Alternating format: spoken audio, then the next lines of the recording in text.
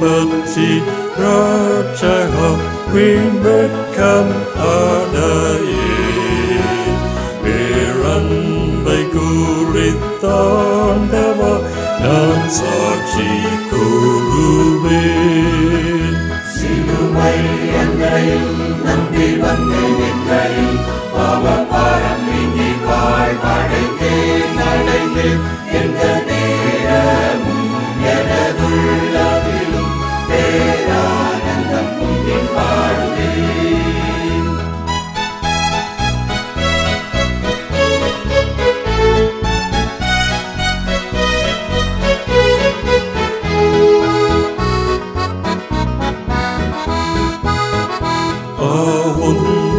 நல்ல நாமத்தை நான் நம்பி சார்வதா நீர் கைவிடி வேளையை காப்பி தேவாவியா.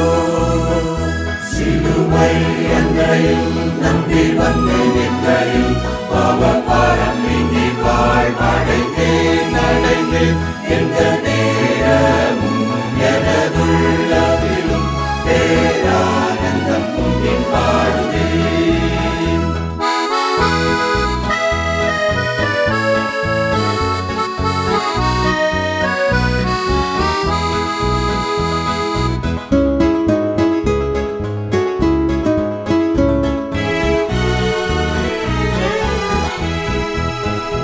மாவல்ல வாக்கின் உண்மையை கண்டுணர செய்தி நான் ஒப்புவித்த பொருளை விடாமல் காக்கிவி.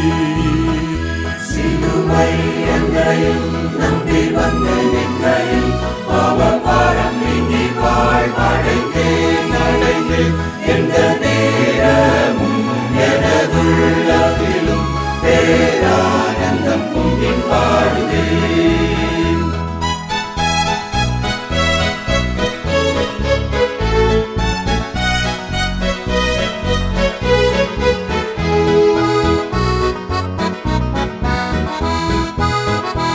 என் மீட்பர் பாதை என்றுமே நான் நம்பி செல்வேனே நேசரின் சித்தம் செய்யவே ஆனந்த பாக்கியமே. சிலுவை அன்றையில் நம்பி வந்து நிற்கையில் பாவபாரம் நீங்கி வாழ்வடைந்தேன் அடைந்தேன் எந்த நேரமும் எனதுள்ளதிலும் பேரானந்தம் பொங்கி பாடுவேன்.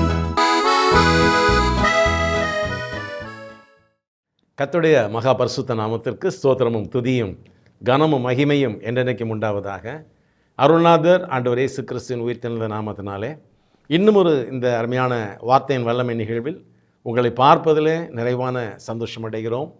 ஆண்டவரும் இரட்சகருமாய் இயேசு கிறிஸ்துவினாலும் பிதாவாகிய தேவனாலும் குமாரனாலும் உங்களுக்கு கிருபையும் சமாதானமும் பெருகுவதாக என்று சொல்லி உங்களை மனதார வாழ்த்துகிறோம். தேவ கிருபை நம்மை தாங்குவதாக.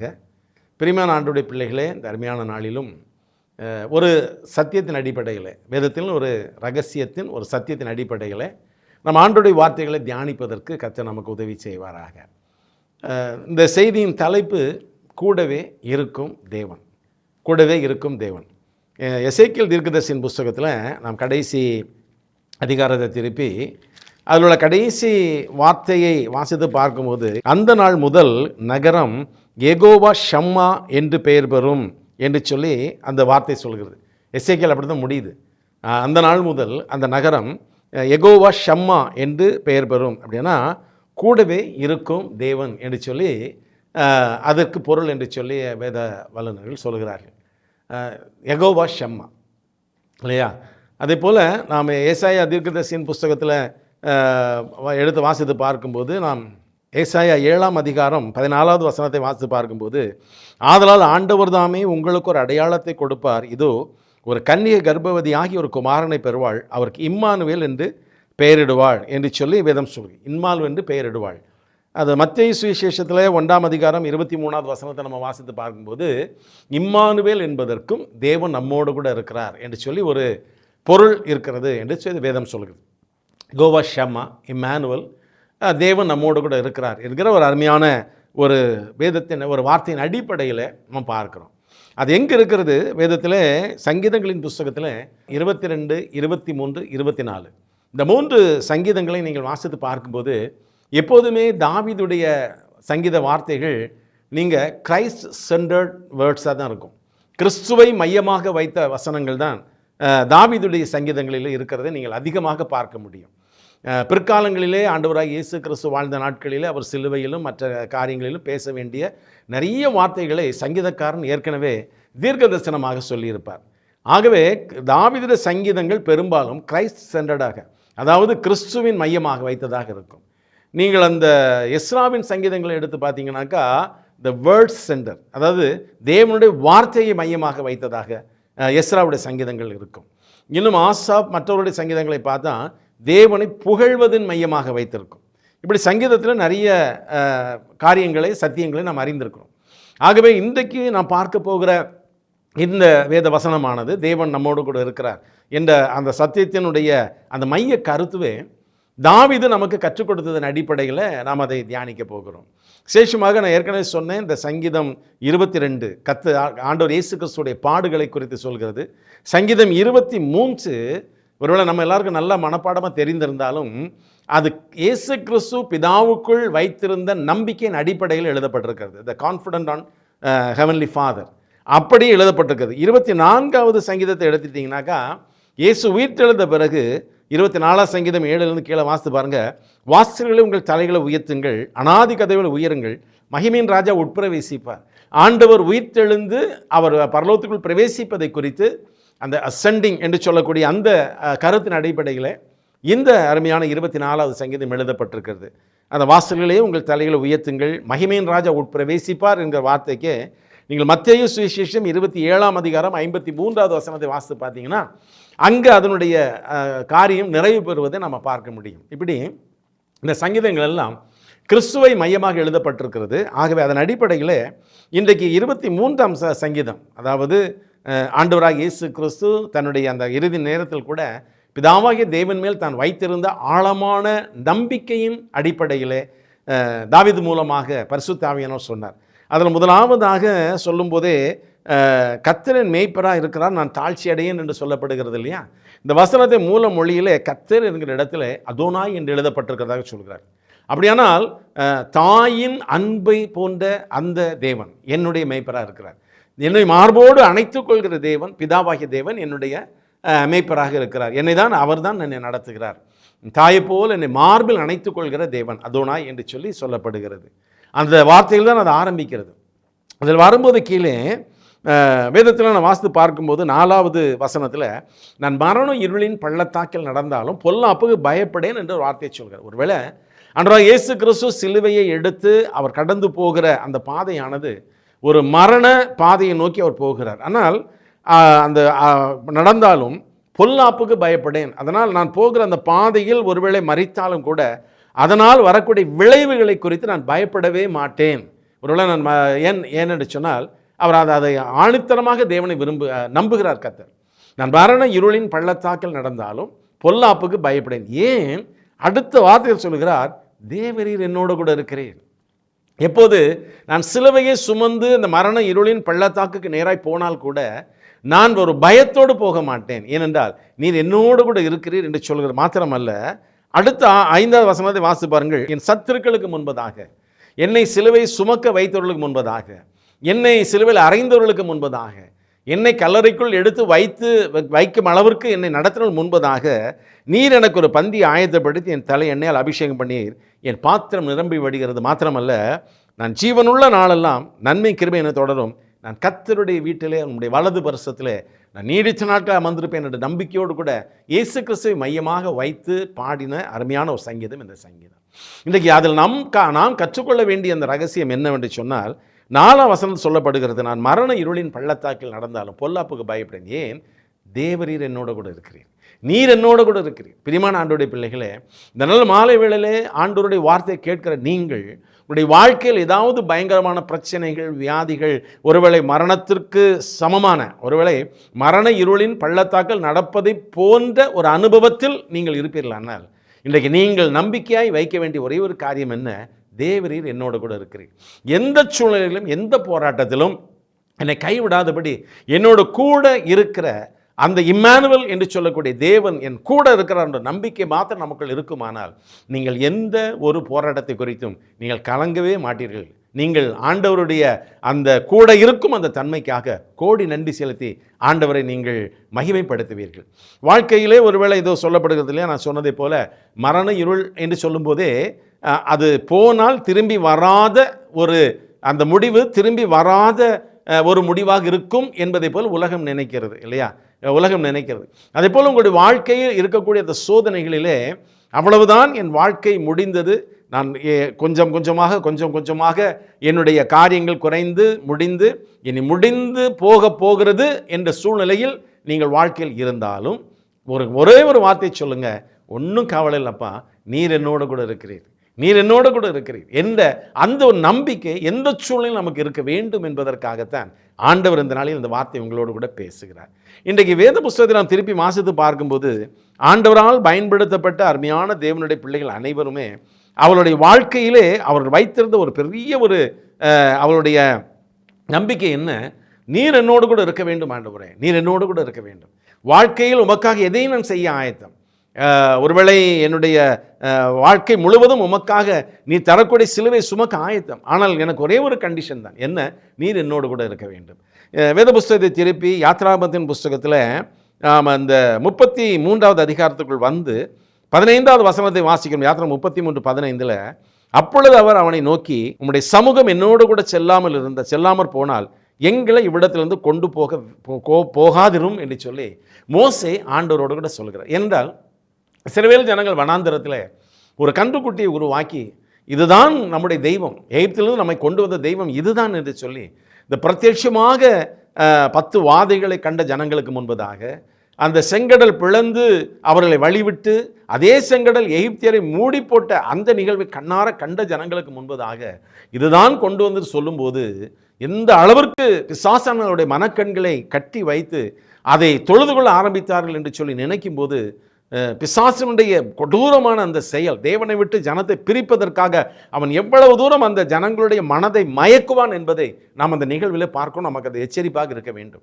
கண்ணால் பார்த்தாங்க செங்கடல் பிளப்பதை, அதன் வழியே கடந்து போனார்கள். ப்ராக்டிக்கலாக அதன் வழியே வர்றாங்க. அவங்க மறுபுறம் போன உடனே அந்த எகிப்தியர் உள்ள வந்தவுடன் அவங்கள மூடுகிறது. விடியற் காலத்தில் அத்தனை எகிப்தியரும் கடல் ஓரத்தில் பிணங்களாய் கிடப்பதை பார்த்த பிறகு கூட இந்த கன்றுக்குட்டி தான் நம்மை அங்கிருந்து அழைத்து வந்தது என்று சொல்லும் அளவிற்கு துணிகரமும் அதை தொழுது கொள்ளும் அளவிற்கு இவர்களுக்கு ஒரு மழுங்கி போன இருதயம் இருக்குமானால் பிசாசு எந்த அளவிற்கு தேவனை விட்டு பிரிப்பான் என்பதை நீங்கள் புரிந்து கொள்ளுங்கள்.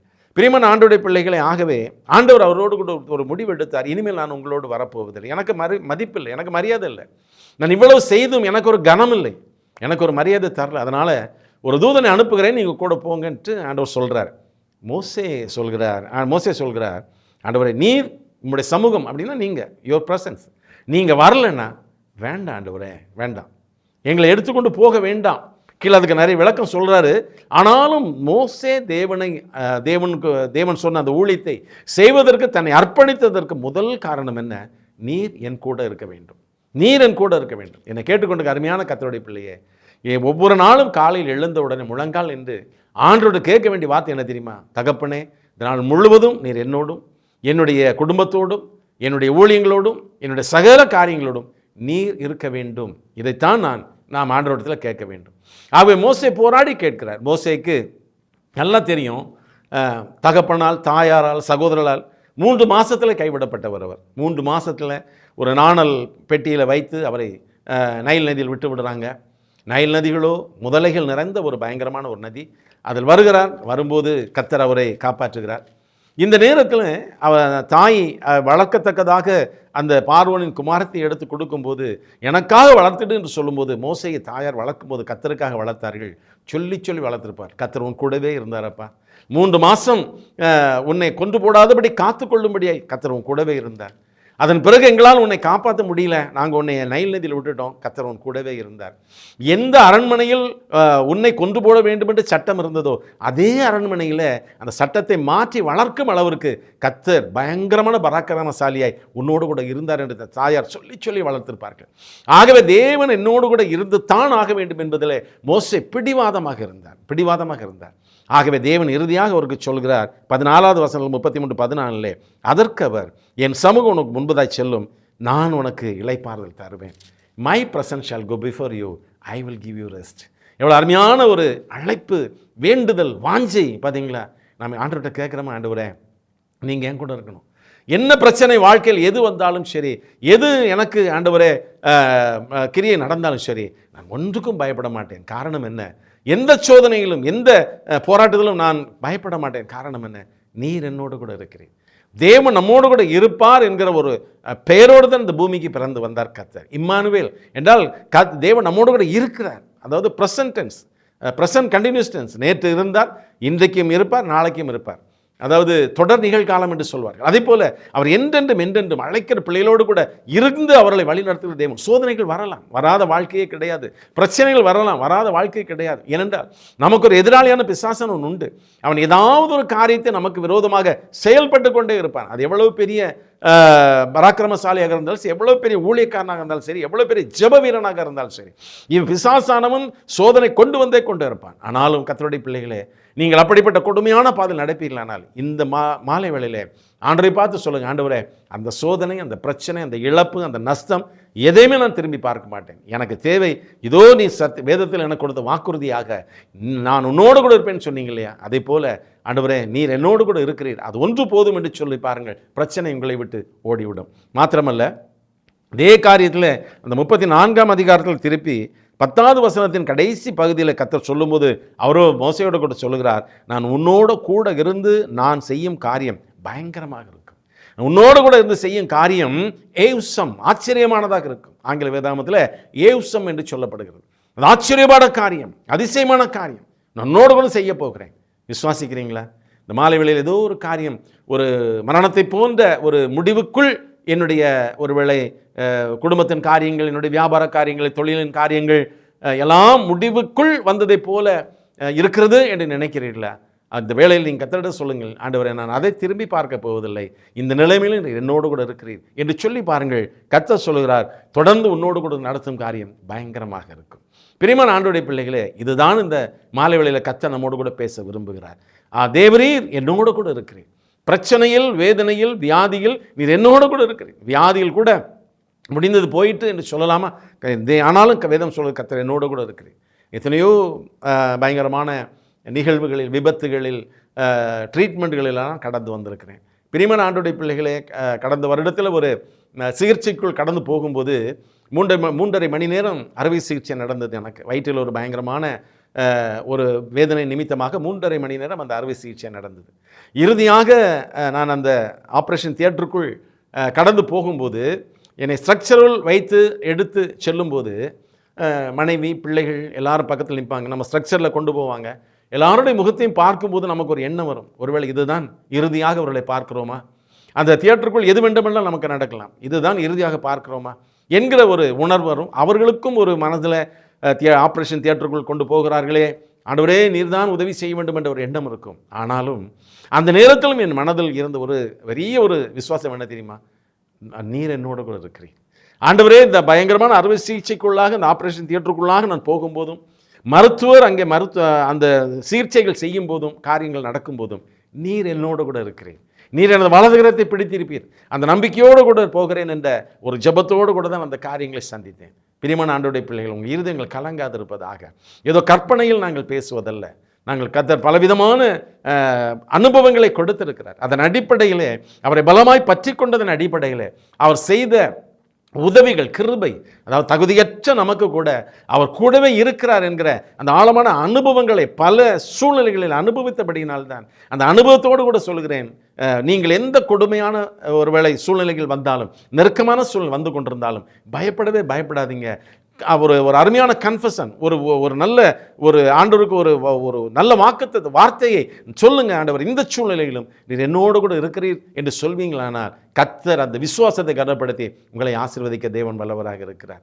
இது மாத்திரமல்ல, அடுத்து நீங்கள் வேத புஸ்தகத்தை வாசித்து பார்க்கும்போது யோசுவாவின் புஸ்தகத்தில் நாம் வருகிறோம். அங்கே பிதாவாகிய தேவன் இந்த மோசேயுடைய மரணத்திற்கு பிறகு அடுத்து எல்லாரும் அனைவரும் திகைத்து நிற்கும்போது பிதாவாகிய தேவன் ஒரு காரியத்தை செய்கிறார் பாருங்கள்.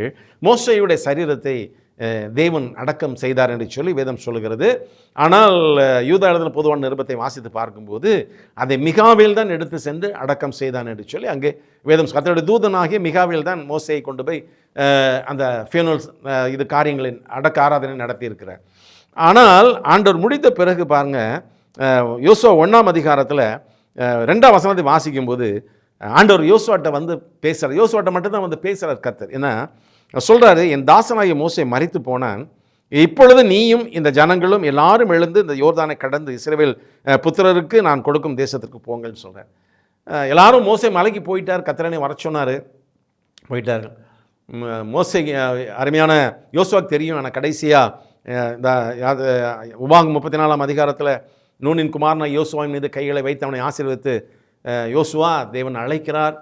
ஒருவேளை அவர் கிருபை செய்தால் தான் என்னால் திரும்பி வர முடியும், நான் ஒரு சின்ன பாவம் செஞ்சுட்டேன், அதனால் தேவன் என்னை போதும் என்று சொல்லிட்டாருப்பா, நான் போகிறேன், ஒருவேளை இறங்கினால் வருவேன், இல்லை என்றால் இதுவே என்னுடைய கடைசியாக இருக்கலாம் என்று சொல்லி மோசே மலை மேல் ஏறி போகிறார். முடிந்தது அவருடைய வாழ்க்கை. ஆண்டவர் திரும்பி வந்து யோசுவாட்ட சொல்கிறார், தம்பி, என் தாசனாகிய மோசே, அந்த வார்த்தையை பார்த்தீங்களா, என் தாசனாகிய மோசே மரித்து போனான், இனி நீங்கள் தான் போகணும் சொல்லும்போது, அந்த மரித்து போனான் என்ற முதல் வார்த்தையை சொல்லும்போது யோசுவாவுக்கு எவ்வளவு ஒரு அதிர்ச்சி இருக்கும் பாருங்கள். முடிந்தது, அவ்வளோதான். கானானுக்குள் போவதற்காக அழைத்து கொண்டு போகிறதற்கு தேவனால் ஆயத்தப்படுத்தப்பட்ட முன்குறிக்கப்பட்ட எனக்கு முன்னோடியாக இருந்த மோசே போய்விட்டாரே, அந்த வார்த்தையில் ரொம்ப ஷாக்காக இருக்கலாம் இல்லையா? ஆனால் அழைத்து போங்கள் என்று சொன்னது மாத்திரமல்ல, அவருக்கு ஒரு உறுதிமொழி கொடுக்குறார் பாருங்க. 5ஆம் வசனத்தில், நீ உயிரோடு நாளெல்லாம் ஒருவன் உனக்கு முன்பாக ஏற்று நிற்பதில்லை, நான் மோசையோடு கூட இருந்ததை போல உன்னோட கூட இருப்பேன். இந்த ஒரு உறுதிமொழி தான் அருமையான யோசுவாவை பலப்படுத்தினது. சொல்ல, நீ அந்த ஒரு காரியம், நான் மோசையோடு கூட இருந்ததை போல, நல்லா தெரியும், பார்வோனுக்கு முன்பதாக நடந்த வாதைகளின் காரியங்கள் எல்லாம் யோசுவாவுக்கு நல்லாவே தெரியும். அப்போ சொன்னார், நான் கூடவே இருப்பேன் சொல்லி அவர் சொன்ன அந்த உறுதிமொழியின் அடிப்படையில் யோசுவா புதுபலன் அடைகிறார். ஜனங்களை அழைத்து கொண்டு புறப்பட்டு போகிறார். அழைத்து ஆண்டவர் உறுதிமொழி சொல்லிட்டார், நான் கூடவே இருப்பேன். என்னை கேட்டுக்கொண்டு கர்த்தருடைய பிள்ளையே, தேவரீர் என்னோடு இருக்கிறீர், தேவரீரின் கூடவே இருக்கிறீர். அந்த வார்த்தையுடைய மகிமை என்னவென்று உங்களுக்கு தெரியுமா? அந்த வார்த்தையின் மகிமை தெரியுமா? நாம் எதையுமே கேட்க வேண்டியதில்லை இந்த உலகத்தில். அதைத்தாரும் இதைத்தாரும் என்று கேட்க வேண்டிய அவசியமே இல்லை. கேட்க வேண்டிய ஒரே ஒரு காரியம், என்னோடும் ஆண்டவரே, நீர் மாத்திரம் என்னோடு இருந்தால் போதுமானது, நான் பிழைத்துக் கொள்வேன் இந்த உலகத்தில், நீர் மாத்திரம் என்னோடு கூட இருந்தால் போதுமானது, உங்களோட சாட்சியை என்னால் நிற்க முடியும் என்று சொல்லி அந்த ஒரு காரியத்தை தான் நாம் ஆண்டவரிடத்தில் அதிகமாய் வருந்தி கேட்க வேண்டிய ஒரு காரியம், தினமும் கேட்க வேண்டிய காரியம், தினமும் ஆண்டவரிடத்தில் நாம் கன்ஃபஸ் பண்ண வேண்டிய காரியம். Be with me Lord, be with me. ஆகவே யோசுவா அந்த சொன்னார். நடந்தது என்ன? எனக்கு ரொம்ப பிடித்த ஒரு காரியம், யோசுவாவின் 10ஆம் அதிகாரத்தை வாசித்து பார்க்கும்போது அதில் 12-13 வசனங்களை வாசித்து பாருங்கள். அந்த எமோரியர் வந்து யுத்தம் செய்யும்போது அந்த மாலை வேளை இருட்டி விடாதபடிக்கு இருக்க வேண்டுமே என்று யோசுவா நினைத்த போது ஆண்டவர் சொல்கிறார், நீ சூரியனை சந்திரன் கட்டளையிடு என்று சொல்லி சொல்கிறார். அவர் சொன்ன உடனேயே அப்படியே நிற்கிறது. யோசுவா சொன்ன உடனே நின்று விடுமா? இல்லை. நல்லா கவனித்து பாருங்கள், வேதம் சொல்லுகிறது, அது கர்த்தர் அவரோடு கூட இருந்தபடியினால் அவர் நடத்தினார். கர்த்தர் கூட இருந்தபடினால் மோசேட்ட சொன்னார் பார்த்தீங்களா, மோசையோடு இருந்து நான் உன்னோடு கூட மோசையோடு இருப்பதை போல உன் கூட இருப்பேன்னு சொன்னார் பார்த்தீங்களா. மோசேட்ட என்ன சொன்னால், நான் கூட இருந்து நடத்தும் காரியம் பயங்கரமாக இருக்கும் என்று சொன்னார் இல்லையா?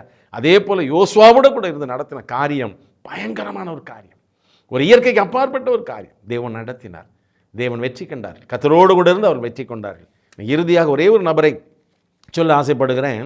வேத புஸ்தகத்தை திருப்பி நம்ம 1 சாமுவேலின் புஸ்தகத்தில் 18ஆம் அதிகாரம் 14-15 அந்த வசனங்களை வாசிக்கும் போது, தாவீது தன் செய்கள் எல்லாம் புத்திமானாய் நடந்தான், கர்த்தர் அவனோடு கூட இருந்தார். தாவீது தன் செய்கள் எல்லாம் புத்திமானாய் நடந்தான், கர்த்தர் அவனோடு கூட இருந்தார்.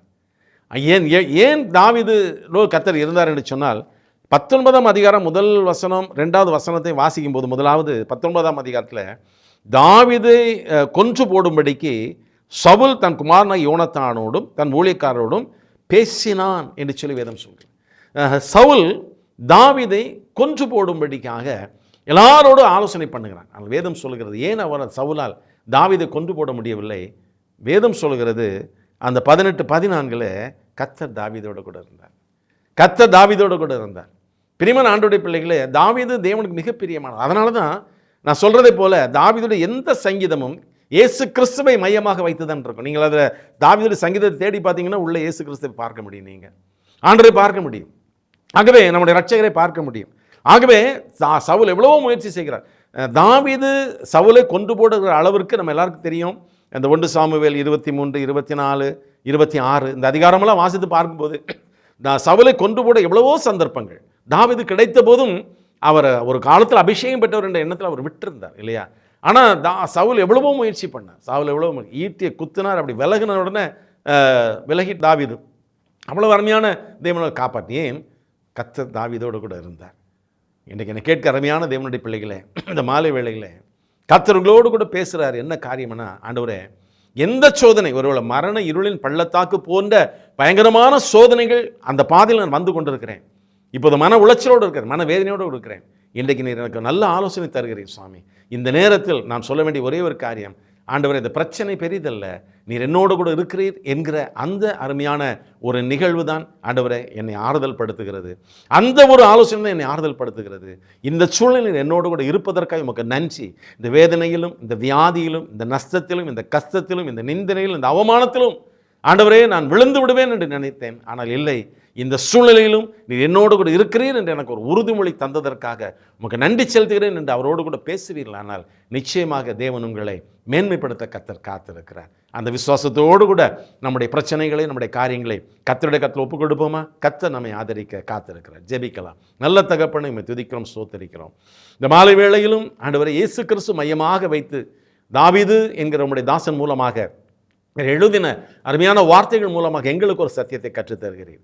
மரண இருளின் பள்ளத்தாக்கில் நடந்தாலும் பயப்படவே மாட்டேன், காரணம் நீர் என்னோடு கூட இருக்கிறேன்.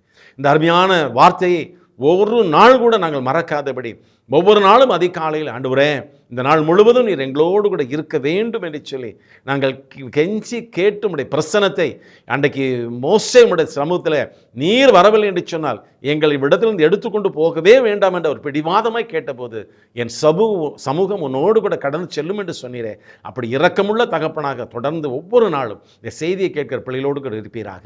எத்தனை பேர் வியாதியில், பிரச்சனையில், வேதனையில், நஷ்டத்தில், கஷ்டத்தில், துக்கத்தில் வந்து கொண்டிருக்கிறார்கள் என்பது எனக்கு தெரியாது. ஆனால் நீர் ஒரு காரணத்தோடு கூட பேசுகிற தேவன். அந்த வேதனையோடு இருக்கிற பிள்ளைகளுக்கு இன்றைக்கு மனதை தட்டி இந்த வார்த்தையை கத்த உறுதிப்படுத்துங்க. மகனே மகளே, நான் உன்னோடு கூட இருக்கிறேன், நான் உன்னோடு கூட இருக்கிறேன் என்ற அந்த வார்த்தையை அவர்களுக்கு ஞாபகப்படுத்துங்க. உறுதியாய் அவர்களோடு கூட பேசுங்க.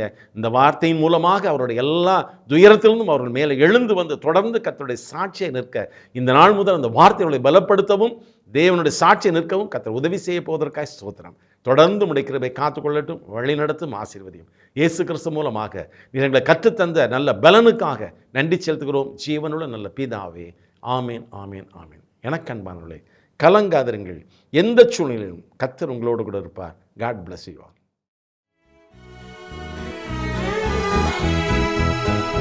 நீட்சியோடு வாழவே அப்போது கழிப்பேன். ஓர் வாசஸ்தலம் கொடுப்பீர், மெய்வாக்கியம் அடைவேன். சிலுவை அன்றையில் நம்பி வந்து நிற்கையில் பாவ